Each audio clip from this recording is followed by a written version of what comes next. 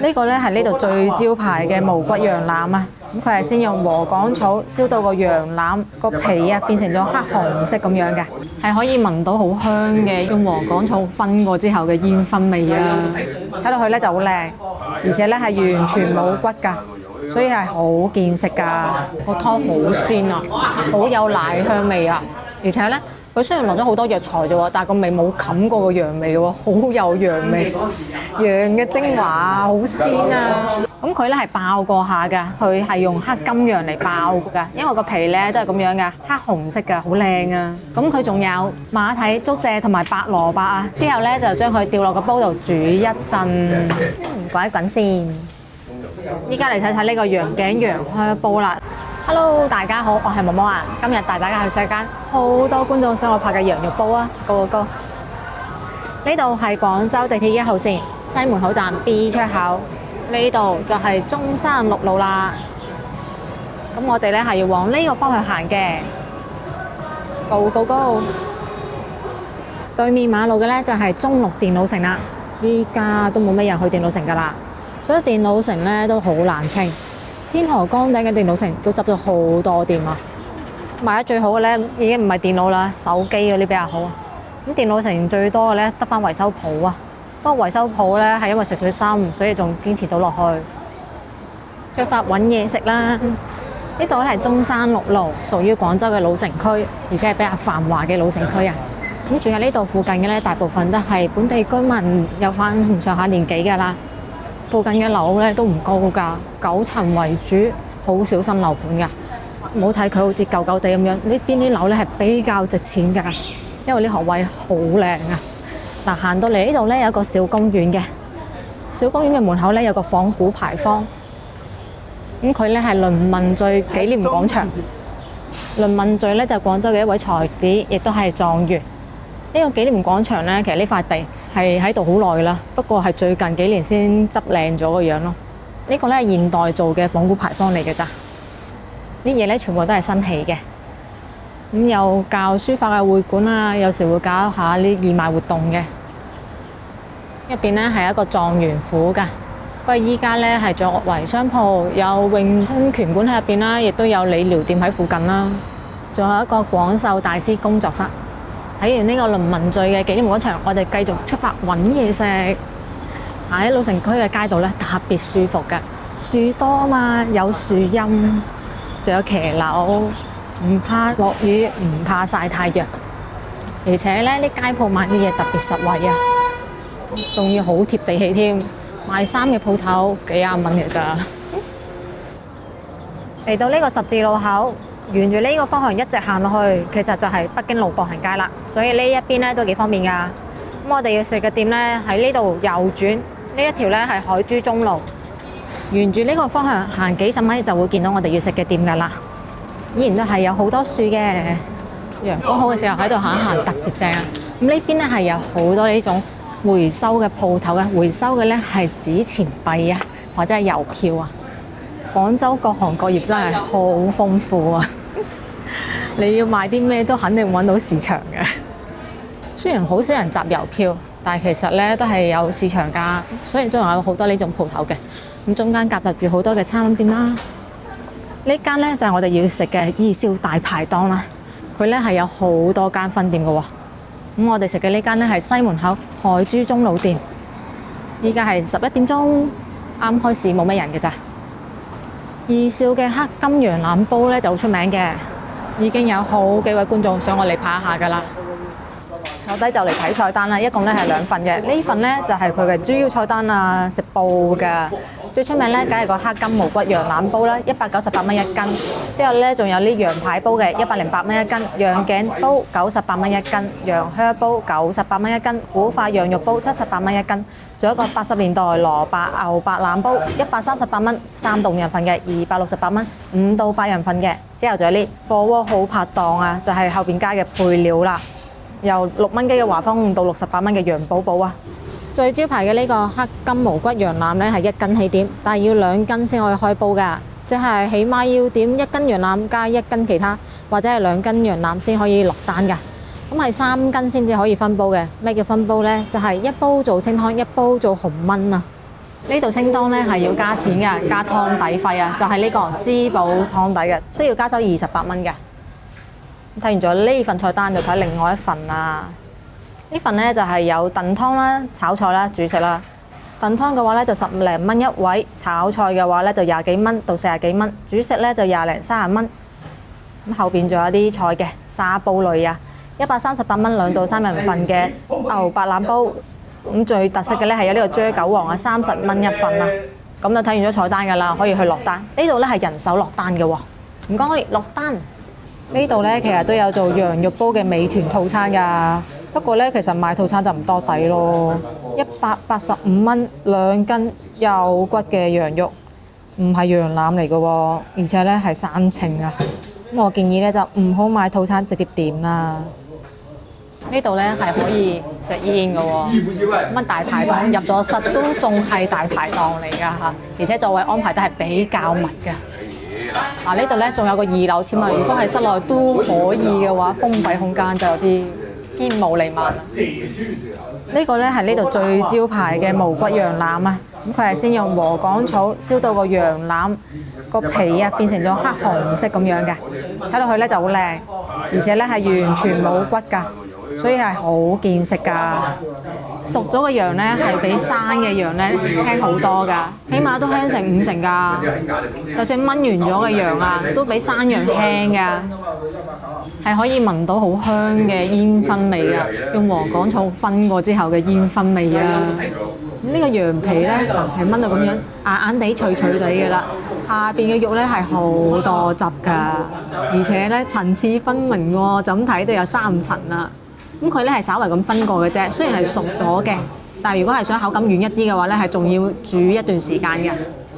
嚟咗之後咧，就將啲黑金羊肉倒落去滾一滾。中意食腍啲嘅話，其實要滾耐啲嘅。好，唔該晒。滾一滾，湯滾咗咧就可以食㗎啦。先飲湯。哦，服務員咧吩咐我哋先飲湯，但係其實咧，我想個肉軟少少，好咬啲咧，我都係覺得要滾多陣嘅。烤熟咗個皮嗰種熟嘅程度嚟嘅咋，入邊咧未夠腍㗎。你知道食得太多硬嘢對腸胃唔好，影響消化㗎嘛。滾一滾啦，我哋先飲個湯，之後再食羊肉。咁湯咧入邊係有好多料㗎，沙參肉粥、紅棗，唔單止有藥材，紅蘿蔔、竹蔗、粟米，而且湯色係奶白色㗎。不過咧就有少少油浮面咯。哇！但係真係滾得好熱辣辣啊！工作日嘅中午，好幾台老街坊嘅客啊！呢間店好受附近街坊歡迎喎。試試個味先，個湯好鮮啊，好有奶香味啊！而且咧，佢雖然落咗好多藥材啫喎，但係個味冇冚過個羊味喎，好有羊味，羊嘅精華啊，好鮮啊！飲完湯啦，睇睇啲羊肉得未？煮完之後咧都係咁嘅樣嘅，表皮依然都係黑紅色，唔肥㗎，呢啲羊好靚啊！而且咧係去晒骨㗎，好見食啊！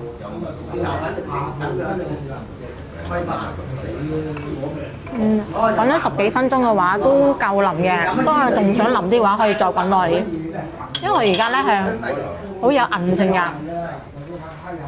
但係真係好奶香味啊，越嚼越好奶香味啊！仲有啲煙燻嘅味道添啊，而且食落去咧一啲都唔臊，仲有嗰陣好濃嘅羊味啊，好鮮啊，好正啊！佢咧係配咗一個腐乳加檸檬葉嘅醬㗎，食羊肉一定要配嘅，但佢就算唔點呢個醬都好有味，好食㗎。不過佢招牌呢個黑金無骨羊腩煲咧係好好味嘅。但係口感上面咧就中意腍一啲嘅，即係你一定要滾耐啲。如果唔係，你肯定會覺得佢太硬啦，好難咬啊。咁如果牙好嘅話，就覺得而家呢個程度咧就特別有咬口咯。食落去真係一啲都唔肥，好肉香味，好奶香味嘅。一啖羊肉一啖湯啱晒啦，好粉嫩嘅，你睇下啲肉仲粉紅色㗎，上面陣皮呢度咧係會有少少硬脆感覺嘅，而且咬爆咗佢之後，哇係咬爆㗎，口感係咬爆嗰種嚟㗎，好有彈性㗎。之後呢層會有少少油脂香味、羊油嗰個味道嘅，好香㗎。之後下邊係肉嘅，一啲都唔係好嫩㗎。所以一嚿咁樣羊肉咧係已經有3重口感㗎啦。味道咧就唔單止有羊味、有奶味，仲有佢下邊呢個湯底嘅味道，有嗰個藥材嘅香味喺度嘅，但係完全唔會冚過個羊味㗎，係好鮮好鮮嘅羊肉，好食啊！試一試佢嘅粟米啊，佢切得唔好太舊嘅。應該幾方便食啦啩，但真係好熱啊！好熱啊！已經嚴重淥親自己有工傷。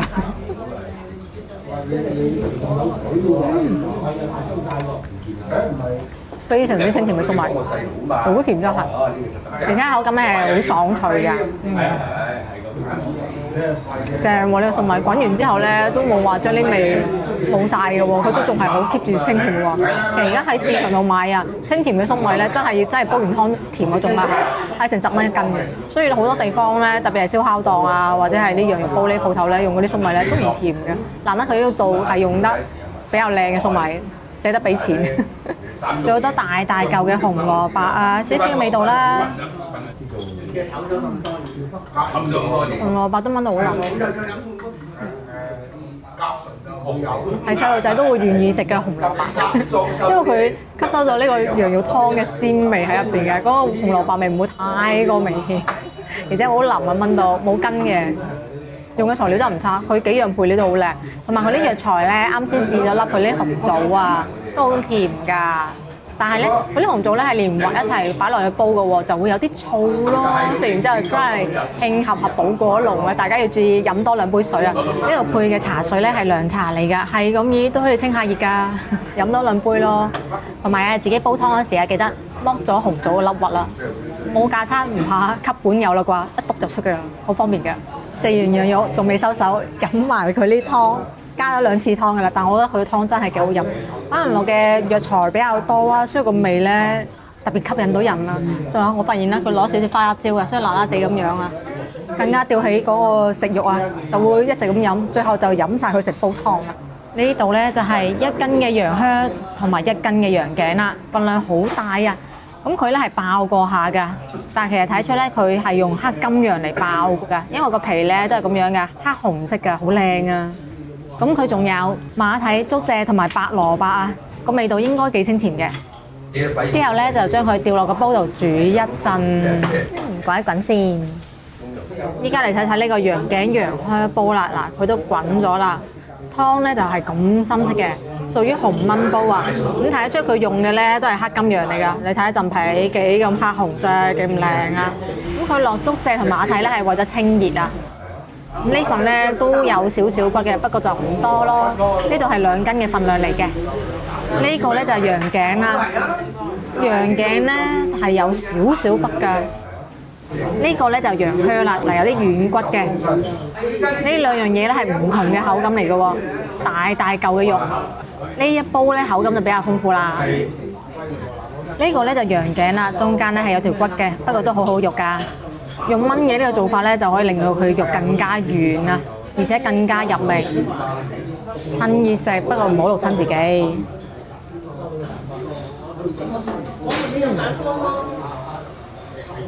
跟住佢爆過之後再燜過，而家嘅肉咧係好軟嘅，一咬就開，汁好豐富。咁佢嗰個呢個燜嘅味道咧，其實唔搶風頭嘅，依然都係食到好香嘅羊嘅鮮味嘅。佢外面嗰層皮咧就冇羊腩嗰個位置咁厚，所以嗰個彈性咧就冇咁大，軟一啲咯，食唔同嘅風味。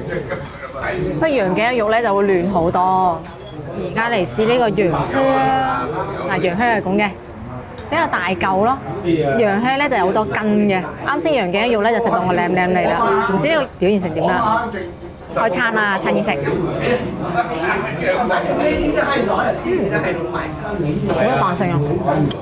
羊靴咧就幾乎冇脂肪㗎，係攞嚟感受呢個黑金羊皮嘅脆啊，真係好爽脆啊！入邊嘅筋咧仲要好軟滑添啊，好有口感啊！好嘅話咧，建議點份羊靴試一試，真係好好嚼，好香，好好味啊！呢個咧係羊靴上面嗰嚿肉，上面呢嚿咧就多肉好多，但係都係完全冇肥膏㗎。食羊靴嘅話咧，佢嗰個煙燻嘅味道咧會濃好多㗎。用紅燒嘅呢種做法咧係好搭配嘅，好似羊靴呢大嚿肉啊，好香啊！佢真係嗰個煙燻味好濃啊。但係講軟度咧，羊靴嘅肉始終都係唔夠羊頸軟。今次食咗3種羊肉啊，最軟嘅咧係羊頸嘅肉啊，所以中意綿軟嘅感覺咧就可以試佢啦，一樣都唔肥膩㗎，而且仲會有少少煙燻嘅味道添。用燜嘅呢種做法整咧真係好啱啊！而羊靴嘅呢個肉咧，佢會特別有咬口嘅，咬好嘅，中意慢慢傾偈、慢慢食嘅話咧，佢就啱啦。而且佢有好多筋啊，會脆好多㗎，皮嘅部分仲特別多添。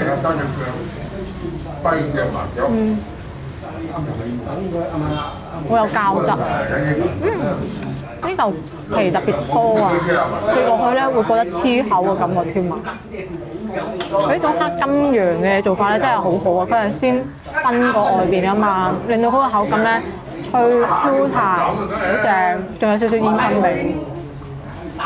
羊肉同禾稈草呢個搭配咧係非常之啱㗎。用禾稈草燻完嘅羊肉咧，係會有種好特別嘅香味㗎。就算唔點腐乳咧，都覺得好正、好夠味㗎。咁大嚿肉，順便試埋佢啲腐乳啊！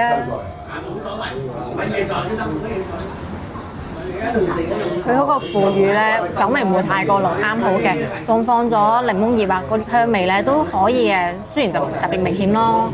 咁搭配個羊肉之後咧，可以調劑一下個味道，冇咁唔單調嘛。特別係呢種燜嘅做法啊，佢個味道比較濃啊。如果你一直食嘅話會厭㗎，就一定要點一點個腐乳醬，咁樣嚟將個味道有個變化。試埋佢嘅配料啊，咁豐富。呢個咧係馬蹄啊，批晒皮㗎啦。會啊！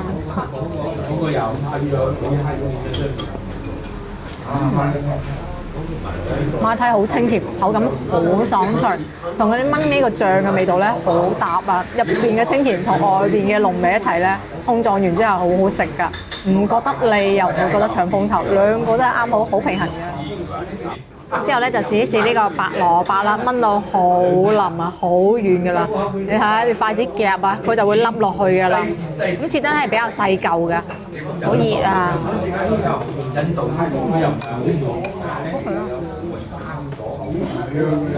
呢個分火，我真係燜到好腍啊！入口即化㗎啦，呢個蘿蔔係好水潤嘅，不過已經係燜到完全入味嗰種啊，所以係唔會有蘿蔔嘅清甜嘅，就好感受一下呢個湯底嘅味道咯，好啱，有種食緊蘿蔔牛雜嗰種嘅程度已經入晒味㗎啦。呢一煲嘅呢兩種肉咧，口感都特別豐富㗎，而且咧有骨可以攆一攆，佢入邊嘅骨髓啊都好好食㗎。呢度嘅羊咧睇得出啦，係真係唔肥㗎，啲肉咧係好有彈性㗎，感覺係平時做足運動嘅羊啊。點一點個腐乳醬更加好味啦！肉雖然多啊，但係完全唔閃牙啊，食起身咧好放心。羊靴因為骨咧就比較大嚿，所以我覺得唔係好見食喎，冇幾多嚿嘅啫噃。不過佢皮咧就比較大塊，而且下邊咧係冇肥膏嘅，食落去咧就可以完全感受到佢陣皮嗰個香脆啦，好正啊！而且好有膠質啊！淨係得羊靴呢個皮咧食完之後係會黐口㗎咋，所以咧就一定要用呢種燜嘅做法啦。如果唔係就唔夠入味嘅啦。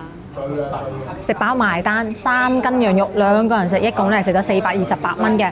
咁用咗3張95蚊袋100蚊嘅代金券，嗱現場仲付咗個128蚊尾數㗎，所以最後實付咗咧係413蚊㗎。呢間店咧可能係有好多主播收錢過嚟食嘢㗎，因為佢見我哋拍緊嘢，所以就過嚟問我哋係咪派過嚟拍嘢㗎喎。咁我哋梗係唔會收錢食嘢啦，全自費㗎。二少嘅羊真係有啲貴啊！